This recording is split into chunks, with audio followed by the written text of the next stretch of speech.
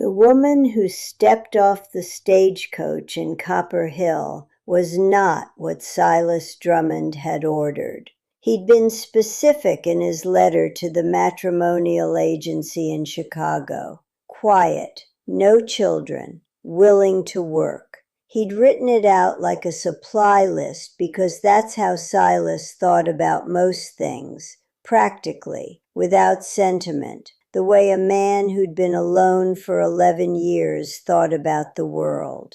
What he got was a woman with a jaw set like a locked gate, a carpet bag in one hand, and 3 children arranged behind her in descending order of height, like fence posts. The oldest was a boy of maybe 12, thin and watchful with the guarded posture of a dog that had been kicked too many times. Behind him stood a girl of about 8 with red braids and a defiant stare. And clinging to the woman's skirt was a small boy, no more than 4, peering at Silas through a curtain of dark hair, with eyes entirely too large for his face. Silas looked at the woman. The woman looked at Silas. The stagecoach driver tossed down a trunk and 2 canvas bags and drove off before anyone could object. "Mr. Drummond?" Her voice was steady but not warm, the voice of someone who'd rehearsed this moment and was prepared for it to go badly. "You're not what I asked for," Silas said. He watched her flinch, small, a tightening around the eyes, and it told him everything about how she'd expected this to go. She'd known. She'd come here knowing she wasn't what he'd ordered, knowing about the children, and she'd come anyway because the alternative was worse. "My name is Vivian Hale. The agency sent you my photograph and my letter. Both were accurate." "Your letter said nothing about children." "No, it didn't." The honesty was so blunt it almost qualified as rude. Silas stared at her, waiting for the excuse, the tears. Instead, Vivian Hale stood in the dust with 3 children and no apology, and waited for him to decide. He looked at the children again. The oldest boy met his gaze without blinking. The girl had moved in front of the little one, a protective gesture so automatic it had clearly been practiced. The small boy just stared with those enormous eyes. "Get in the wagon," Silas said. He said it because the little boy's shoes had holes in them, and Silas Drummond might have been a hard man, but he wasn't the kind of hard that left a child standing in the dirt. The ride to the ranch passed in silence. The ranch came into view as the sun dropped. 600 acres of grassland and timber, a stone and pine house, a barn that could hold 40 head. Silas had built most of it himself, and he'd built it for one purpose, to be left alone with it. Vivian's eyes moved across the property. "It's well run," she said quietly. "I didn't bring you here to compliment the fencing. I brought you here because we need to talk about the fact that you lied to me." "I didn't lie. I omitted." 3 children is a hell of an omission. Vivian turned to face him. Up close she was younger than he'd thought, maybe 30, with sharp features softened by exhaustion. Her gray eyes held a directness that reminded Silas of his own mother. "If I had told you about the children, you wouldn't have sent the fare. And if you hadn't sent the fare, we'd still be in Chicago, and by now we'd probably be dead." The word landed like a dropped stone. Dead. Silas felt the hairs on his neck rise. "Explain that." Vivian glanced toward the children. "Not here. Feed them, give them a place to sleep, and I'll tell you everything. But I need your word you won't put us back on that stage before morning."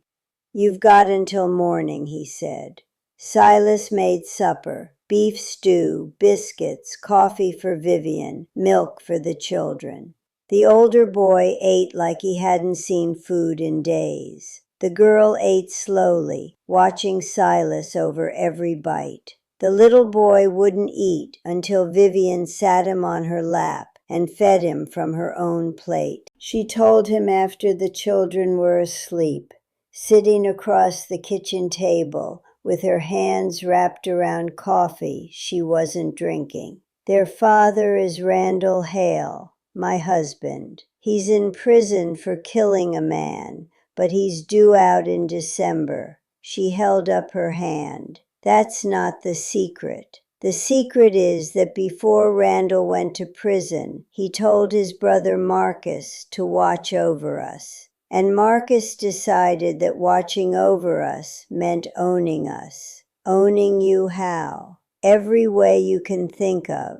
Her voice was flat, drained of emotion the way it gets when you've told a story enough times to detach from it. Marcus moved in, took the money, decided what I cooked, what I wore, when the children could leave the house. When I objected, he hit me. When Jack tried to intervene, Marcus broke his arm. Silas thought about the boy sleeping behind the closed door, the guarded posture, the watchful eyes. Jack's arm. That's why he holds it like that. It healed wrong.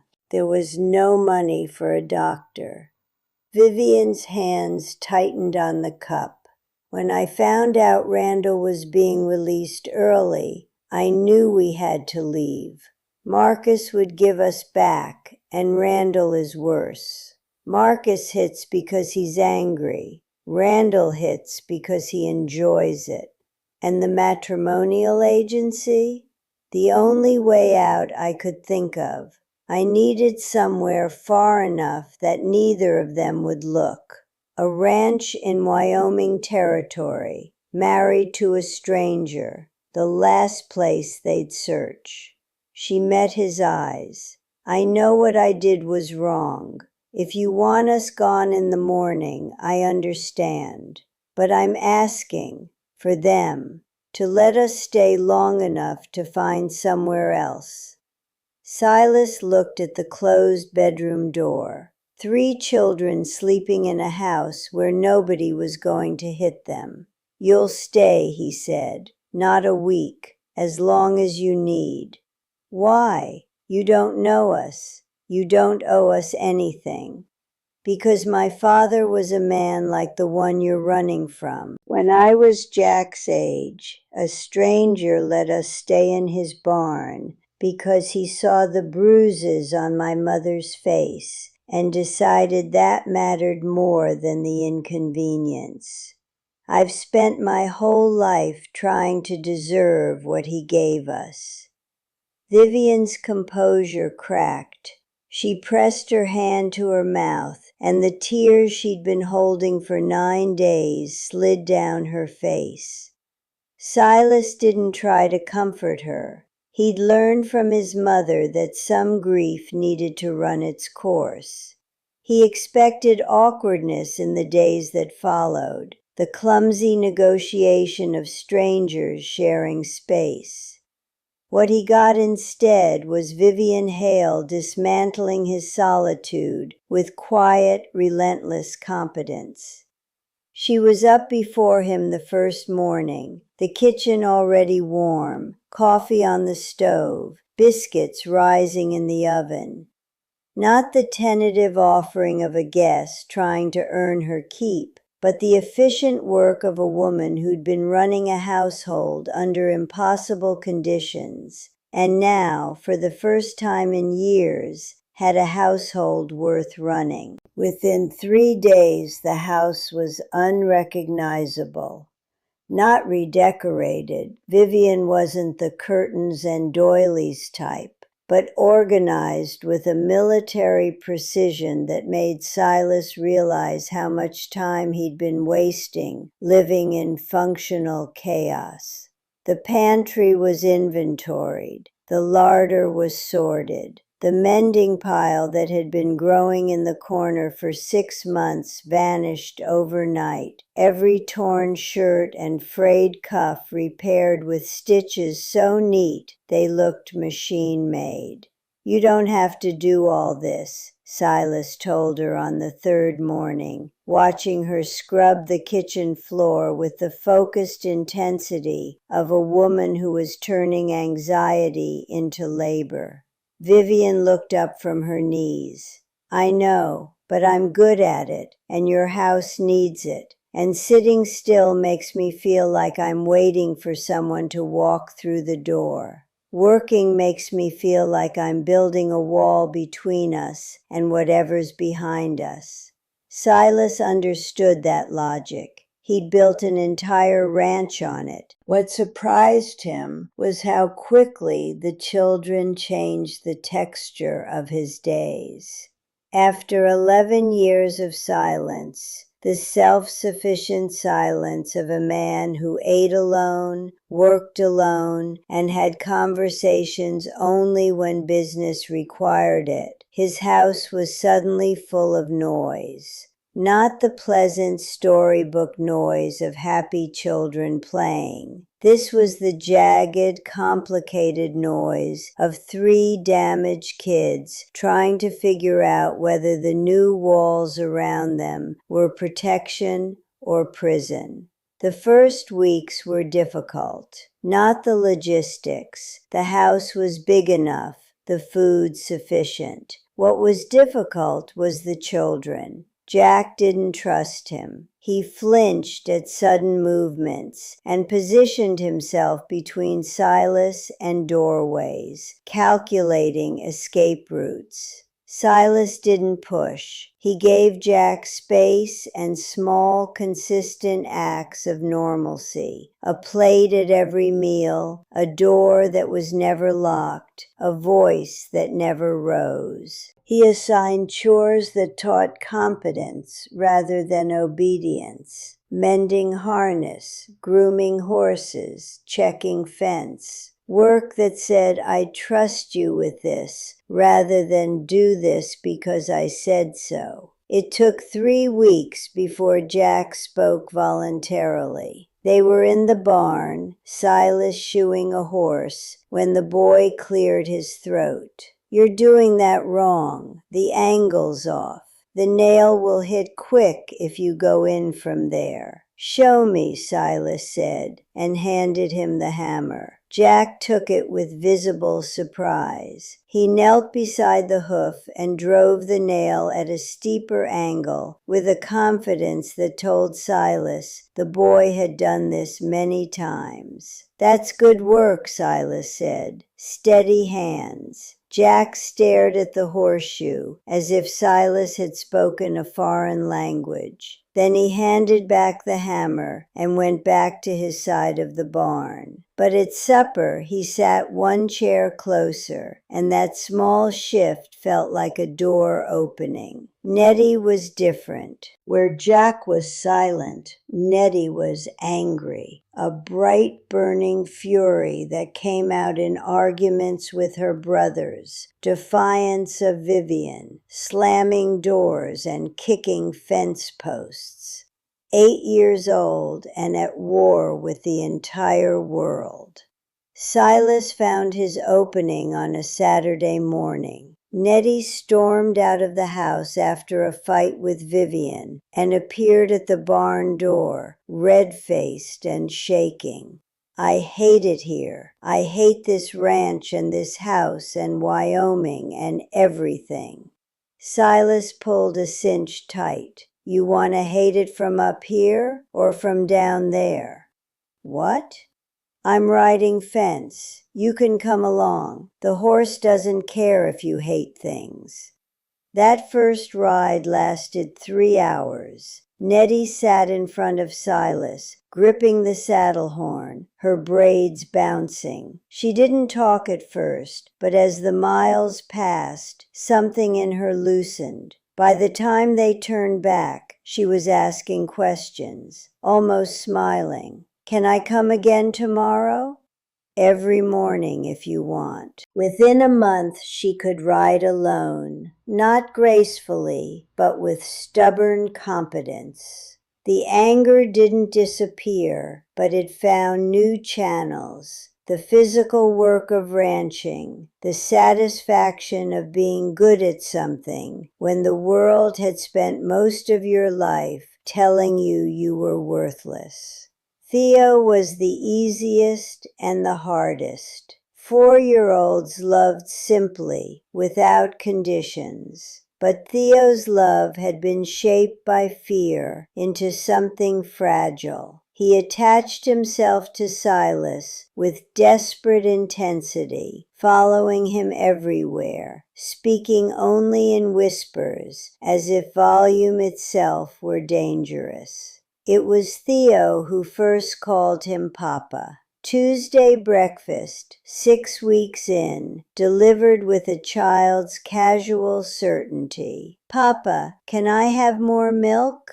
The kitchen went silent. Jack's fork stopped. Nettie stared. Vivian's hand froze on the coffee pot. And Silas sat very still, because the word had hit him somewhere he hadn't known he was vulnerable. "Sure, son," he said, and poured the milk. Nobody corrected Theo, and from that morning on, Silas was Papa to all three, whether anyone said it aloud or not. The trouble came in February. Silas was in town buying supplies when he noticed a man asking questions at the general store. Lean, dark-haired, restless. The storekeeper pointed toward the street, and the man's eyes followed to Silas's wagon. He drove home fast, found Vivian in the kitchen, and described what he'd seen. The color drained from her face. "Marcus, he found us." Silas discovered that the quiet rancher, who'd asked for nothing but a simple life, was capable of a fury so cold and absolute that it scared even him. "He's not taking you anywhere," Silas said. "Any of you. You don't know what he's like, Silas. He's violent, genuinely dangerous. And if Randall sent him, there may be others. There's nobody else. Marcus came alone. I could tell by the single horse at the hotel. A man with backup doesn't ask questions at the general store. He kicks down doors." Silas met her eyes. "I know men like Marcus. I was raised by one. They're brave when they have power and cowards when they don't. The trick is making sure they don't."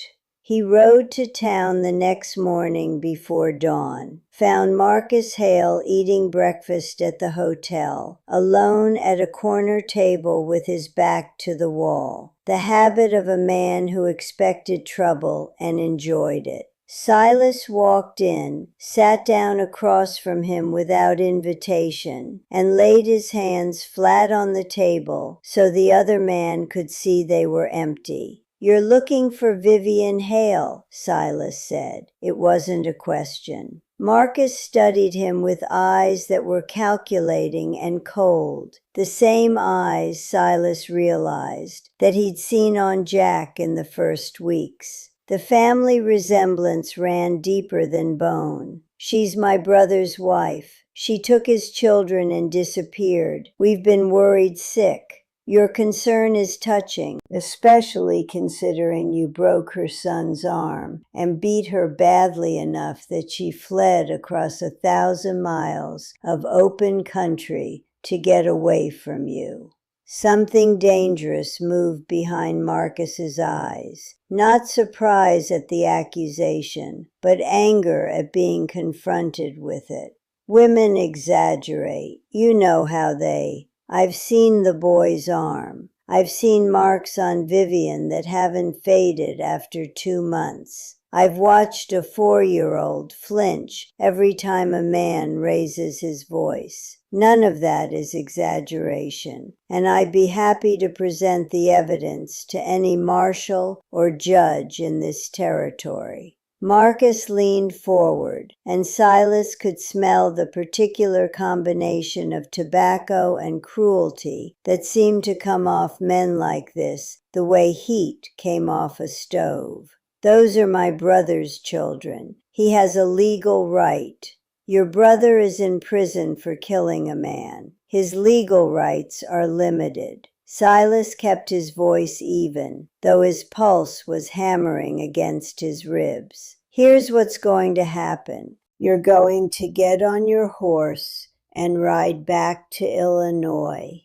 You're going to tell Randall that his wife and children are gone and you couldn't find them. And you're never going to set foot in this territory again. Marcus laughed, a short, ugly sound that reminded Silas of his father. Or what? Or I'll visit the territorial marshal and file a formal complaint detailing the abuse of a woman and 3 minor children, naming you and your brother specifically. I'll do it with sworn testimony from the woman in question, medical evidence of the boy's injury, and a signed statement from the circuit judge who married Vivian and me last week. The bluff was enormous. They weren't married, not yet. But Marcus didn't know that, and the lie landed exactly where Silas intended it. She married you? Marcus's composure cracked for the first time. She's my wife. Those are my children. And this conversation is the last one you and I are ever going to have. Marcus stared at him for a long, tense moment.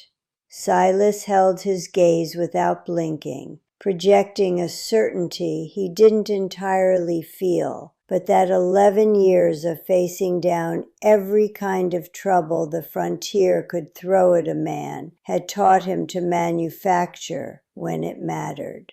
Marcus left Copper Hill that afternoon. Silas watched him ride east until the dust settled and the road was empty. And then he sat on his horse for another 20 minutes because his hands were shaking too badly to hold the reins. He told Vivian that evening, all of it, the confrontation, the bluff, the lie about the marriage. She listened with her hands folded in her lap and her gray eyes fixed on his face. Only thing I could think of that would make him believe he had no claim. Vivian was quiet. It was a bluff, and if he comes back, if Randall sends someone to verify, then we make it not a bluff. The words hung between them. Vivian looked at him with recognition, the way she'd looked at the ranch that first evening, seeing something she'd known about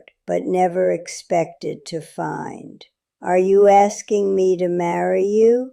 I'm asking you to let me protect your family, legally, permanently. He paused. But I'm also asking because these last 2 months have been the least quiet and most complicated time of my life, and I wouldn't trade a single day of it. Vivian's locked gate jaw softened. You asked for a quiet wife. I asked for a lot of things I didn't need. Turns out what I needed was 3 children who track mud through my house and a woman who lies to matrimonial agencies. She smiled. It changed her whole face, cracked it open like a window letting in light, and Silas realized he'd been waiting 2 months to see it. Yes, she said, I'll marry you. They married the following Saturday with the circuit judge who rode through Copper Hill once a month. Jack stood as witness, holding himself straight with a dignity that made him look older than 12. When the judge asked if anyone objected, Jack cleared his throat and said, "Nobody objects," with a firmness that made Vivian laugh through her tears. Nettie threw dried flowers she'd been saving in a tin under her bed. Wildflowers pressed flat between the pages of a book Silas had given her, kept secret for weeks in anticipation of a moment she'd apparently been hoping for longer than anyone realized. And Theo sat on Silas's hip through the entire ceremony, one small hand fisted in his father's collar, exactly where he intended to stay. Afterward, standing on the courthouse steps in the afternoon sun, Jack approached Silas with the careful deliberation of a boy who'd been rehearsing something in his head.